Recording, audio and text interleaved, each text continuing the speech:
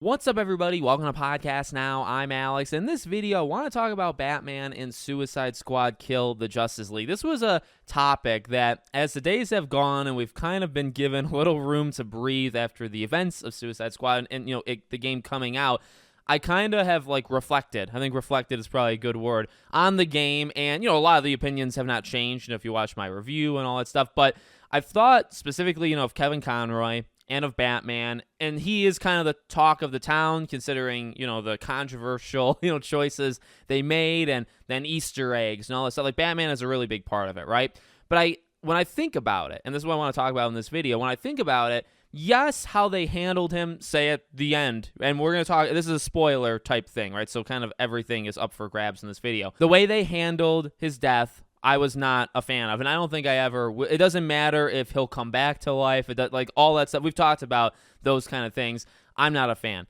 But when I do think about the arc and just the character itself, I actually think Batman is probably the best part of this game. And maybe that's controversial, maybe that's not. But so I want to kind of go into a couple different aspects. And I brought this up, I believe, in my review, but this is something literally I think about. Whenever I think about Suicide Squad, I think about this part. Just the comms. When you finish a mission, when you defeat a Justice League member, obviously before you get to Batman, when you're just going out in the city, you hear Kevin Conroy, as Batman so often. I know people, again, are not thrilled with how it ended, but he is a character that is voiced, and there's just so many lines. Kevin did so much work, I imagine at least, right, for this game. There's audio tapes, and Batman is heavily featured. And I would say, in terms of the communications that you're constantly hearing, it's Batman most of the time. He's talking to Flash. Then when Flash dies, he moves on to Green Lantern, and then he's talking to Brainiac and some of them. He's just so good, and he is one-dimensional. That is definitely an I would say issue, but he is brainwashed, and do you expect him to, the thing is, these people are lost, they literally can't come back, and, Flash breaks through for 20 seconds when Wonder Woman, has him in the lasso, but generally, they don't have any part of them that fights, the brainwashing at literally any point. So when Batman's talking, it's literally just evil, and there's no kind of conflict within him. But you know what? You do see more parts to him, because obviously a lot of the talks when you're just around the city is when he's evil, but you hear audio tapes, which is Brainiac. Well, I guess when Brainiac lands, and I guess before that. So you have all that. You have his kind of holograms, at the Hall of Justice, and just a lot of, I guess, pre-events of this game, where he is just, I guess, Batman, normal Batman. And I think he just does a phenomenal, again, those things to me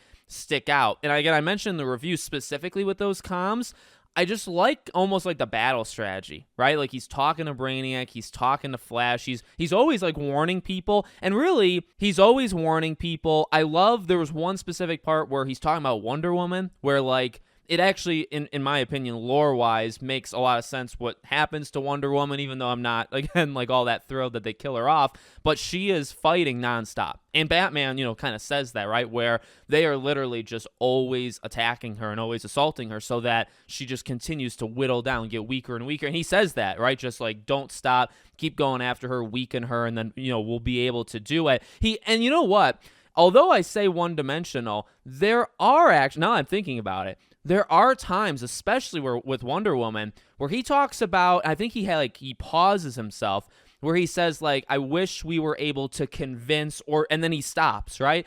As in, if he had it his way, he really would have liked to talk Diana into just walking onto Brainiac's ship and being mind-controlled, right? So, I don't know if there's that humanity, but there's a little part of him where he's at least with her, he really wanted to not hurt her, bring her in under her own free will, and have this procedure, done to her. So there maybe was a little bit there, but that always stands out. Those kind of communications always stand out. And you know what? Batman, for what they do to him and the entire situation, he is by a mile the smartest one, in that entire group. If you listen to those audio tapes, which I find partly frustrating, partly cool, but mainly I would say almost mostly frustrating.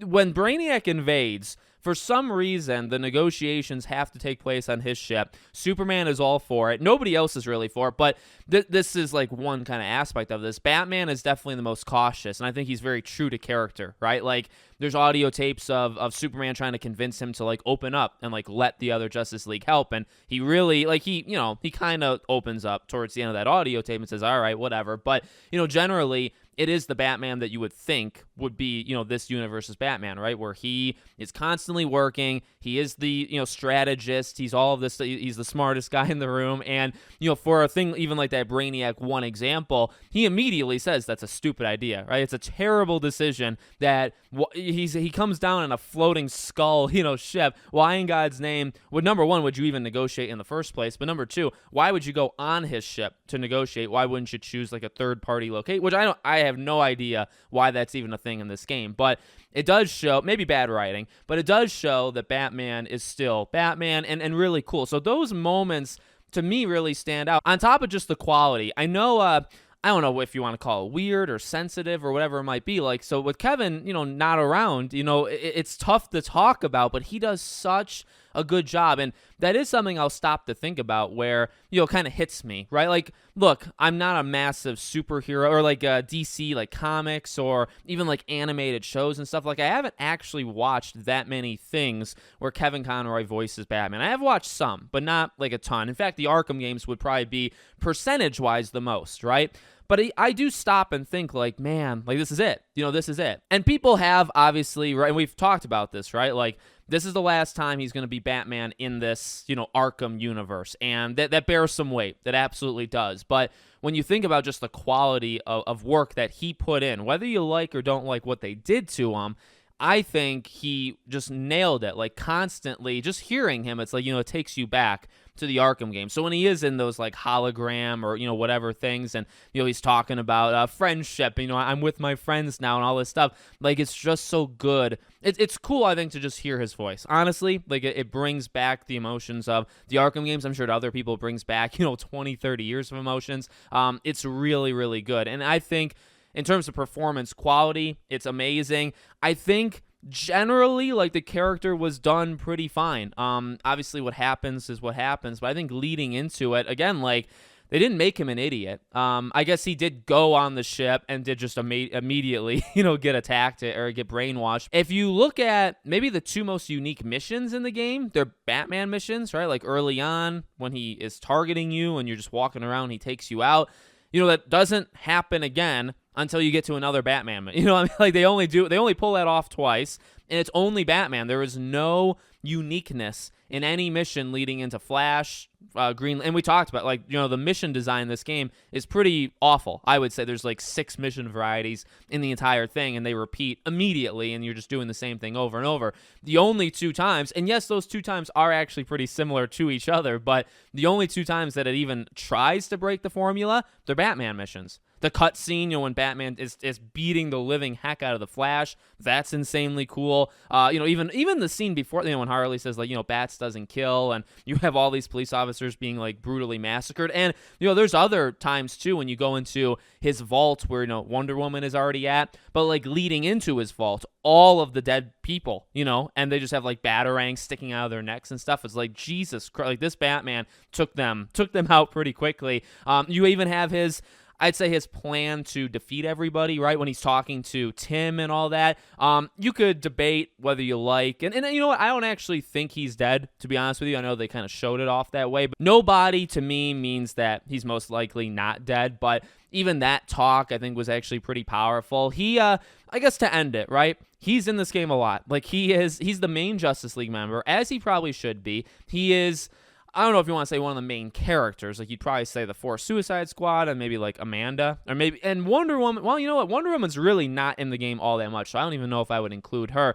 Batman is probably, 5th or 6th in the pecking order of how many lines you have or how much talk. He's probably 5th because Amanda doesn't have maybe as many as he does. So I think overall they did a pretty good job thinking about it, or reflecting on it, I should say. That's definitely, again, the better word to say.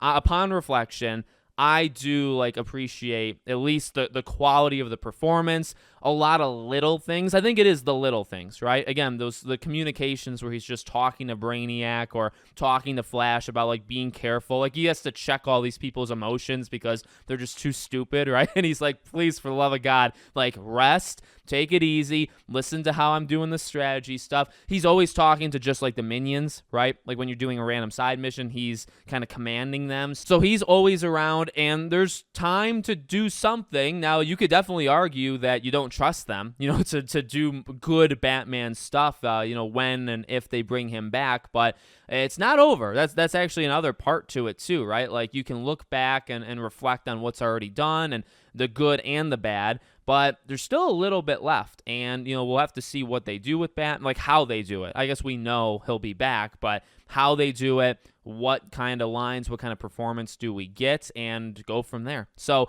let me know what you guys think in the comments. Make sure, as always, you're subscribed to the channel, bell icon turned on, and I hope to see you all on the next one.